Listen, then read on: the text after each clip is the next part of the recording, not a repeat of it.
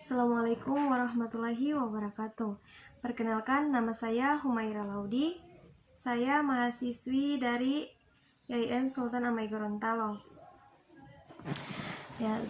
Saya dari Prodi Pendidikan Islam Manhaj Isyadini, semester 1. Dalam video ini saya akan meresensi sebuah buku yang berjudul Putih Biru, yaitu karya dari Arya Lawa Manuaba. Buku ini diterbitkan oleh Laksana.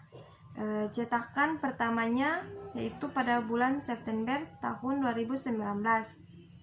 Ketebalan buku ini yaitu 369 halaman, ukurannya 14 x 20 cm. Itu Arya Lawa Manuaba lahir di Denpasar pada tanggal 24 September tahun 1988. Dia adalah seorang penulis buku Alien Menurut Hindu pada tahun 2018. Buku ini menjadi fenomenal sepanjang tahun 2018 sampai 2019.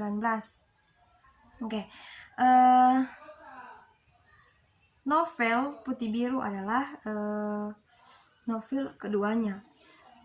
Novel ini mendapat ranking kelima dari 8 besar novel terbaik di UNNES International Novel Writing Contest pada tahun 2017 di Semarang. Pada novel Putih Biru, dia terinspirasi dari masa ia duduk di bangku sekolah SMP. Baginya, seragam putih biru adalah tahun-tahun yang sangat terbaik dalam hidupnya. Pada masa itu, dia mulai menengok dunia lain dalam buku-buku sastra. Dia membaca hampir semua edisi majalah Horizon Sastra Indonesia, mengandungi puisi dan cerpen, dan mulai menulis majalah dinding sekolah secara teratur. Tahun 2002, nyaris di akhir masa kelas 8, dia mendapat peringkat pertama dalam diklat jurnalistik SMP sekota Denpasar. Dari sanalah dia mulai menekun keasikan dalam menulis novel.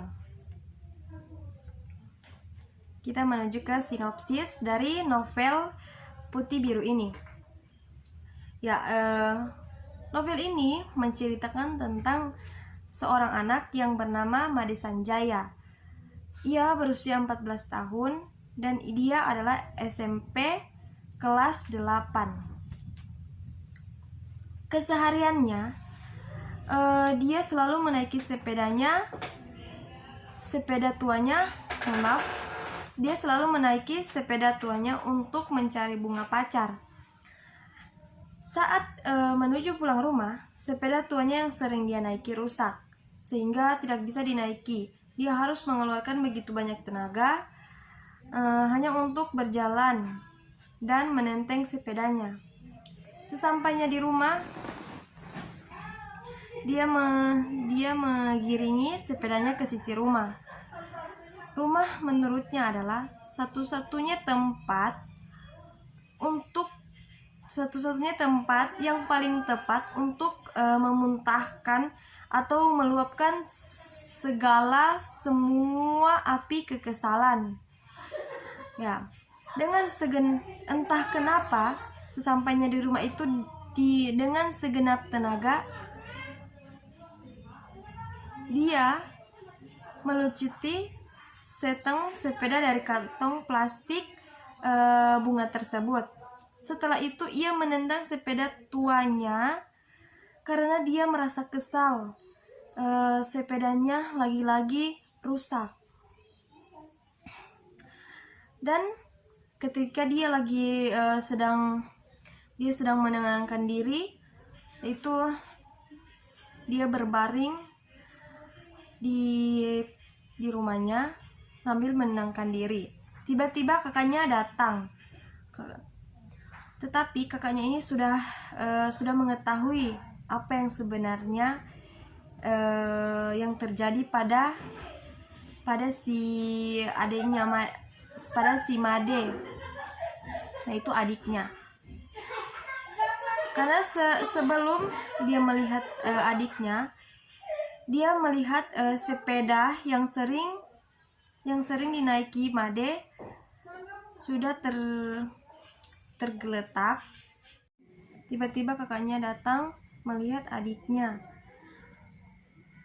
Melihat adiknya yang sedang merasa kesal karena sepedanya lagi-lagi rusak. Tetapi kakaknya berusaha menenangkan dia, untuk tetap sabar, sepedanya akan diperbaiki lagi. Tetapi si Made hanya termenung, hanya berdiam, tidak menjawab pembicaraan dari kakaknya tersebut. Oke. Itu kita lanjut. Made Sanjaya terlahir dari keluarga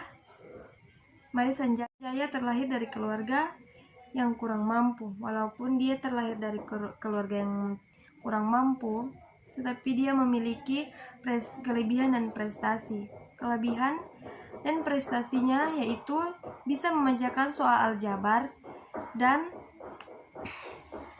trigonometrik tanpa melihat coretan. Sebagai anak yang berprestasi, dia dipilih untuk mengikuti seleksi olimpiade. Pada seleksi ini dia harus menghadapi lawan musuhnya yang bagi dia terberat, yang bagi dia adalah musuh terberat,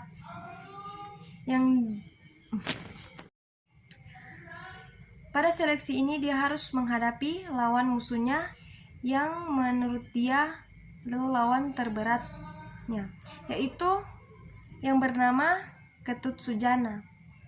Ketut Sujana adalah orang kaya dan sombong, tetapi Ketut Sujana ini adalah orang yang cerdas. Namun ketika banyak cobaan yang selalu datang menghampirinya, Made tidak menghadapinya sendirian, tetapi dia selalu didukung oleh teman-temannya dan kakak yang selalu menasehati dan memberi kekuatan agar dia tetap tegar. Dan terakhir, dia selalu didukung oleh ibunya dan selalu dicintai oleh ibunya, sehingga dia menjadi kuat untuk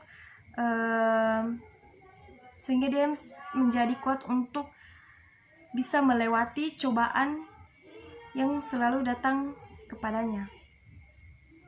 Dari novel ini yaitu alur ceritanya sangat bagus, gaya bahasanya mudah dipahami dan dimengerti oleh pembaca.